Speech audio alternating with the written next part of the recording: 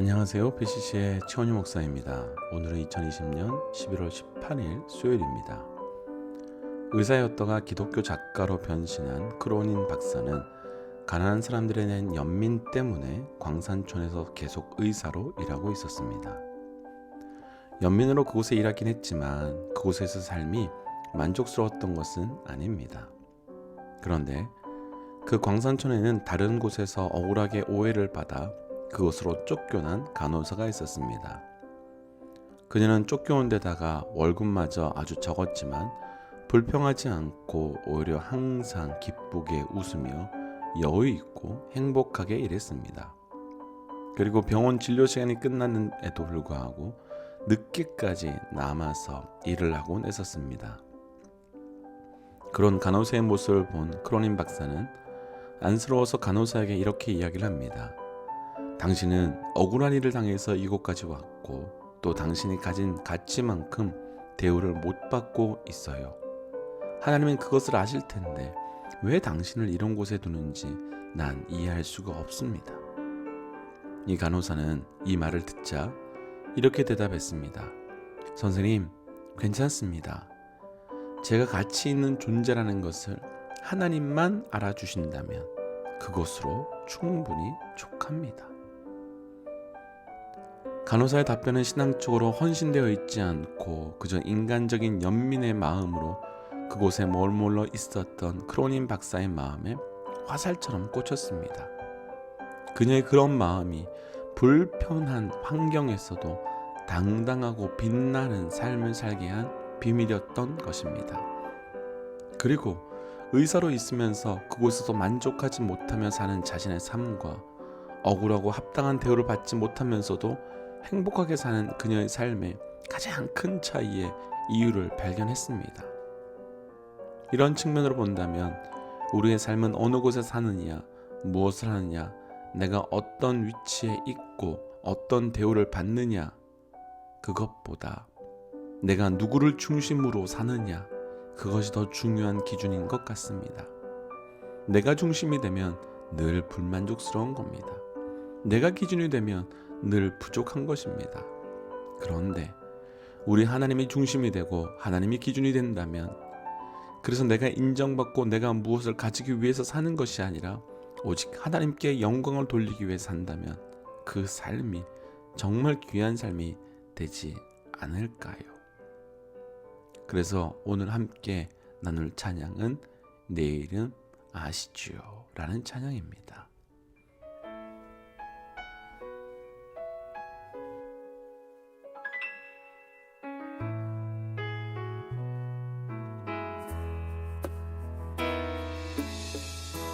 나를 지으신 주님 내 안에 계셔 처음부터 내 삶은 그의 손에 있었죠. 내 이름 아시죠. 내 모든 생각도 내 흐르는 눈물 그가 닦아주셨죠. 그는 내 아버지 난 그의 소유 내가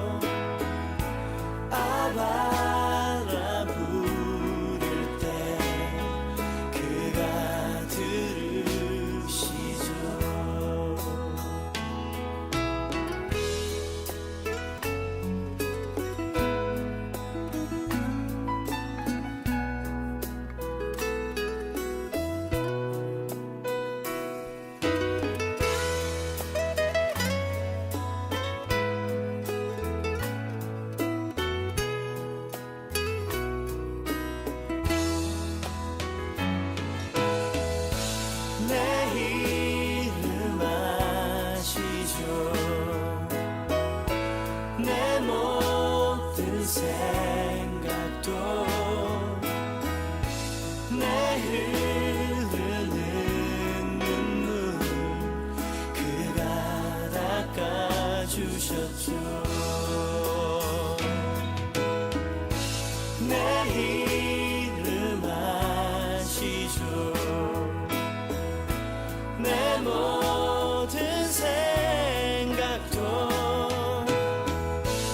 아바라 부를 때 그가 들으시죠. 그가 들으시죠.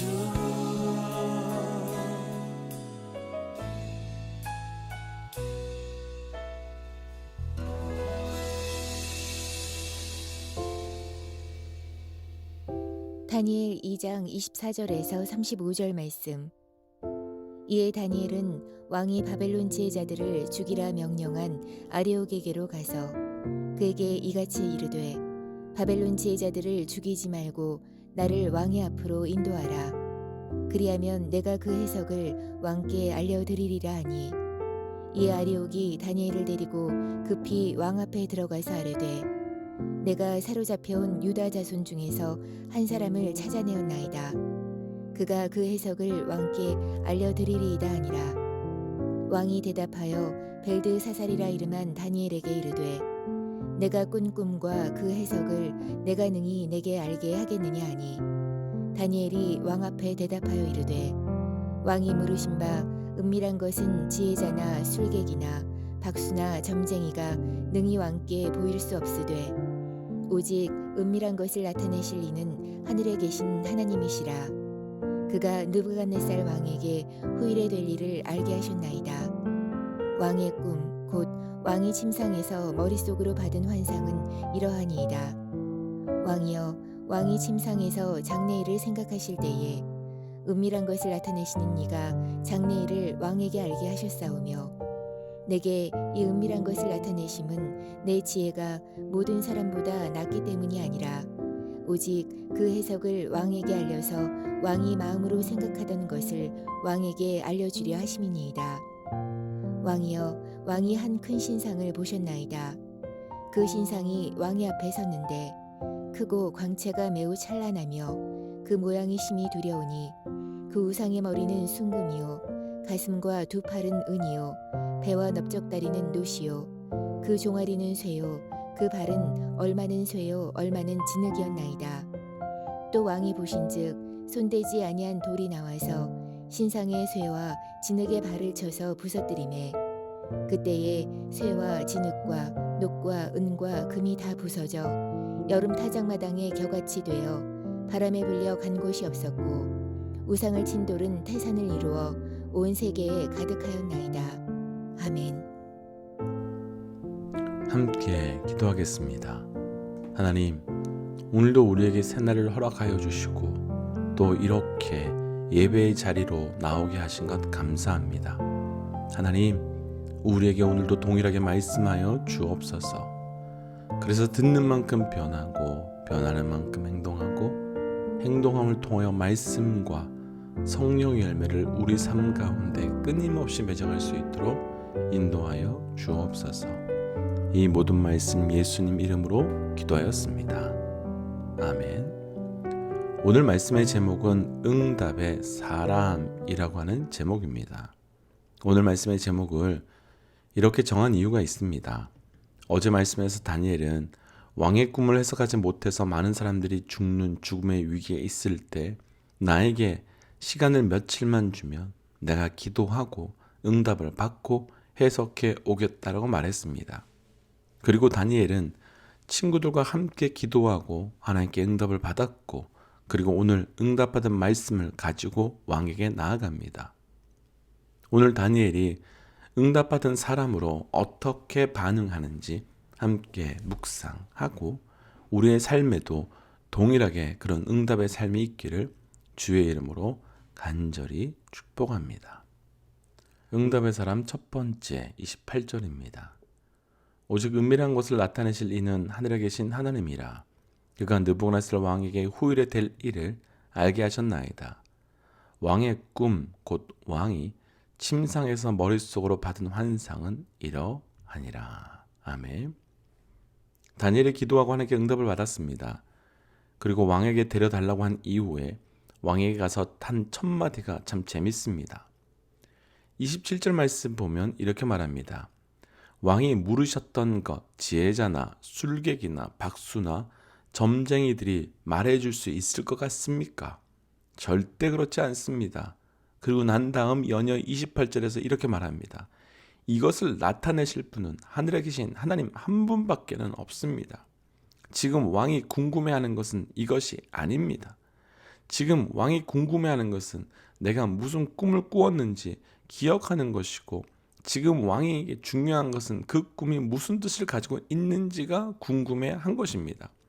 그런데 다니엘은 무슨 꿈을 왕이 꾸었는지, 그리고 그 꿈이 무슨 뜻인지 그 이야기를 먼저 하지 않습니다. 가장 먼저 다니엘은 이렇게 말합니다. 오직 은밀한 것을 나타내실 이는 하늘에 계신 하나님이시라. 그리고 이 모든 것을 주관하시는 분도 하나님이시다. 다니엘은 하나님이 살아계심을 증명하고 하나님이 이 땅의 모든 주관자임을 먼저 선포합니다. 오늘 말씀에 나누고 싶은 첫 번째, 응답의 가장 궁극적인 목적은 하나님을 증명하라는 것입니다. 우리 삶에 응답을 주신 가장 첫 번째 목적은 하나님의 살아계심을 증명하는 것임을 기억하셔야 합니다. 이스라엘 백성이 출애굽해서 가장 먼저 만난 위기가 홍해바다였습니다. 홍해를 만나게 되자 이스라엘 백성들은 모세와 하나님을 원망합니다. 왜 우리를 끌고 나와서 죽이려 하느냐? 우리를 죽일 곳이 없어서 광야까지 나와서 죽이려 하는 것이냐? 뒤에서는 엄청난 애국 군사들이 쫓아오고 있고 앞에는 홍해가 놓여 있습니다. 그때 모세가 한 것은 두 손을 높이 들고 새벽이 오기까지 기도했습니다. 그러면서 모세는 당당히 선포합니다. 하나님이 우리의 하나님인 것을 너희는 보게 될 것이다. 홍해가 갈라진 것이 응답이 아닙니다. 쫓아오던 애국 군사들이 갈라진 홍해에 빠져서 단 한 명도 살아남지 못하는 것이 응답이 아닙니다. 그것은 응답의 현상일 뿐입니다. 그것은 응답의 모양일 뿐입니다. 그 응답의 현상, 그 응답의 모양을 통한 가장 본질적 응답은 하나입니다. 왜 끌고 나왔느냐 불평하는, 불만하는 이스라엘 백성들에게 하나님의 살아계심이 증명되는 것이며 10가지 재앙을 받음에도 불구하고 인정하지 않는 애굽 사람들에게 그분이 진짜 주권자임을 보여주는 것입니다. 우리 삶에도 작든 크든 하나님께서 우리에게 주신 응답이 있습니다. 그런데 우리는 가끔 그 응답의 현상, 응답의 모양에 묶여서 우리에게 응답을 주신 진짜 목적을 나타내지 못할 때가 있습니다. 하나님께서 자녀를 주셨습니다. 자녀가 잘 됩니다. 그럼 누가 증명이 되어야 되나요? 하나님께서 자녀를 주셨습니다. 자녀가 잘 안 되었습니다. 그럼 누가 증명이 되어야 되나요? 하나님께서 직장을 주시고 비즈니스를 주셨습니다. 잘 되어도 잘 안 되어도 누가 증명이 되어야 되는 건가요?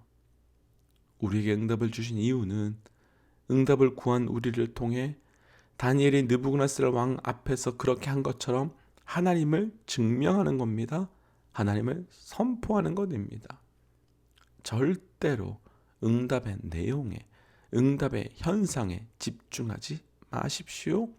우리 삶에 하나님이 주신 작든 크든 원하는 것이든 원하지 않는 것이든 아무런 상관없이 우리의 모든 자리에서 살아계신 하나님을 증거하시는 응답의 사람 되시기를 주의 이름으로 도전합니다.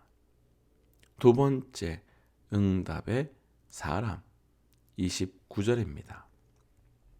왕이여, 왕이 침상에서 장래일을 생각하실 때 은밀한 것을 나타내시는 이가 장래일을 왕에게 알게 하셨사오며. 아멘. 다니엘이 이제 하나님께서 다니엘에게 보여주신 것을 알려주십니다. 그러면서 다니엘이 왜 이런 것을 허락하였는지 설명합니다. 장래일을 왕에게 알려주시기 위함이다. 그러면서 다니엘은 하나님께서 어떤 일들을 이루실지 설명해 갑니다. 왕이 본 환상은 바벨론 이후 열방이 어떻게 흘러가게 될지 하나님께서 보여주신 것입니다. 그리고 하나님께서는 다니엘을 통해서 느부갓네살 왕에게 그 길을 보여주시기를 원하셨던 것입니다. 오늘 말씀에서 나누고 싶은 두 번째 응답은 하나님의 길을 발견하는 것입니다. 사랑하는 믿음의 동역자 여러분, 하나님의 응답 가운데 하나님의 길을, 하나님의 응답 가운데 하나님의 방향을 발견하시기를 주의 이름으로 축복합니다. 사도행전 16장에서 바울이 아시아로 가려고 했지만 성령께서 아시아로 가지 못하게 하신 모습이 나타납니다. 그래서 이후 다시 무시아를 거쳐 비두원이라고 하고자 하지만 예수의 영께서 같이 못하게 막으셨습니다. 바울은 놀러 가고 싶어서 아시아로 비두니아로 가려고 했던 것이 아닙니다. 예수가 그리스도임을 증명하고 십자가의 복음을 오직 증명하고 싶었기 때문에 그곳으로 가고 싶어 했습니다. 그런데 그 길이 다 막혔습니다. 그런데 막힌 길이 하나님의 응답이었으면 그 길이 하나님의 길입니다.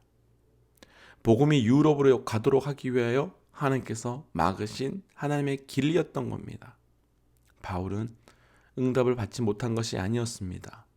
정확하게 응답받았습니다.